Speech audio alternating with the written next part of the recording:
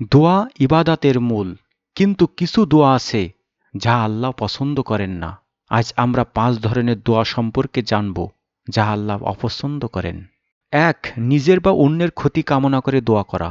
মানুষ যেমন তার জন্য কল্যাণ কামনা করে তেমনি ক্ষতিও কামনা করে, আর মানুষ খুবই অধৈর্য।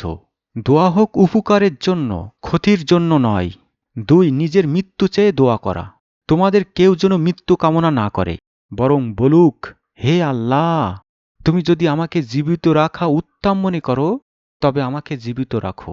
মৃত্যু কামনা নয়, হিদায়েতের প্রার্থনা করুন। 3. দোয়াতে ইনশাল্লাহ বলা। তোমরা দোয়া করো দৃঢ় বিশ্বাসের সঙ্গে, আর ইনশাল্লাহ বলো না দোয়ার মাঝে। দোয়া হোক নিশ্চিত, সন্দেহ নয়। 4. অধৈর্য হয়ে দোয়া করা। তোমাদের কেউ যেন না বলে, আমি তো অনেক দোয়া করলাম তবু কবুল হলো না। ধৈর্য না হারিয়ে দোয়া করতে থাকুন। 5. শুধু দুনিয়ার জন্য দোয়া করা। তারা বলে, হে আমাদের রব, আমাদেরকে দাও দুনিয়াতেই, অথচ আখেরাতে তাদের কোনো অংশ নেই। দোয়া হোক দুনিয়া ও আখেরাতে একসঙ্গে।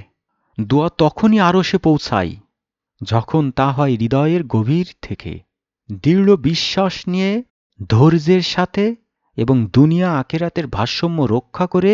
আজ থেকে হৃদয় দিয়ে দোয়া করো, সঠিক নিয়মে ধৈর্যের সাথে চাও।